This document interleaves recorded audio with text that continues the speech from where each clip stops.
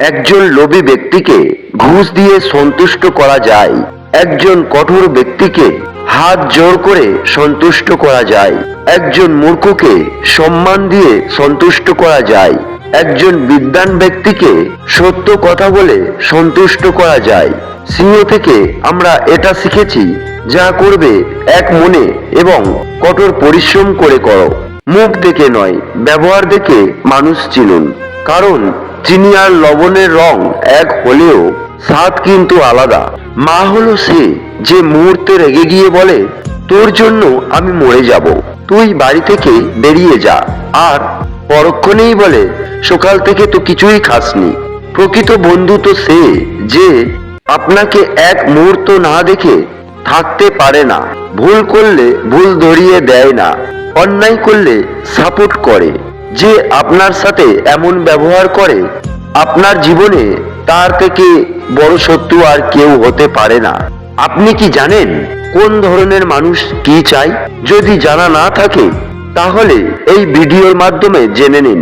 নিচু বংশের লোক ধন সম্পত্তি চায়, মধ্যম বংশের লোক ধন সম্পত্তি ও মান সম্মান দুই চায়, কিন্তু উচ্চ বংশের লোক সম্মান চায়, কারণ সম্মানই উচ্চ বংশের লোকের আসল সম্পত্তি।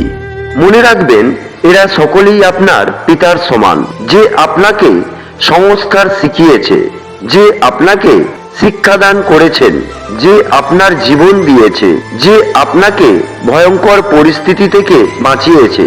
মনে রাখবেন, এরা সকলেই আপনার মাতৃতুল্য, পত্নীর মাতা, বন্ধুর মাতা, গুরুর পত্নী, রাজার পত্নী।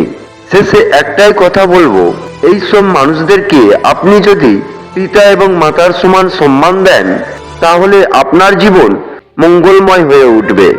পাখির মধ্যে কাক নিচু, পশুর মধ্যে কুকুর নিচু।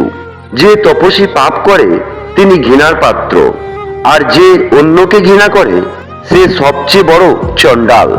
যে চোখ থেকে অন্ধ সে কখনো দেখতে পায় না, তেমনি যে কামনা বাসনার অধীনে সেও দেখতে পায় না। যে অহংকারী তার কখনো এমন মনে হয় না সে খারাপ কাজ করে, আর যে পয়সার পিছনে পড়ে থাকে তার কাজে কখনো পাপ দেখে না। এটাই বাস্তব সত্য। মোরগ থেকে এই চারটি কথা শিখে নাও। নাম্বার 1, সঠিক সময়ে ঘুম থেকে উঠে পড়ো। নাম্বার 2, লড়াই করো নেতা হয়ে। নাম্বার 3, সম্পত্তি ভাগ নিজেদের মধ্যে সমান করো। নাম্বার 4, নিজের খাবার ব্যবস্থা নিজেই করো।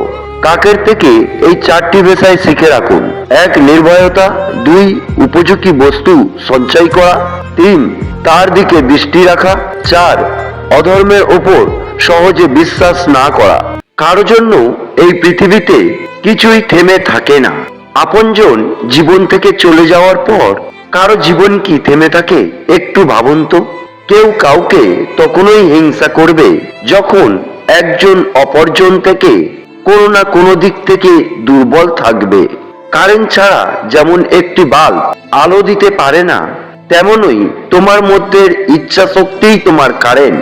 এটা না থাকলে কোনো কাজেই সফলতা অর্জন করতে পারবে না।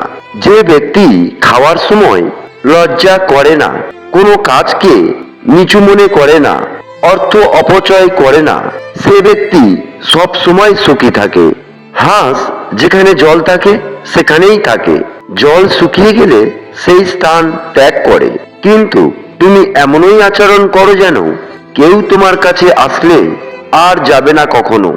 এই রকম মোটিভেশনাল ভিডিও দেখার জন্য চ্যানেলটি সাবস্ক্রাইব করে পাশে থাকার অনুরোধ করছি।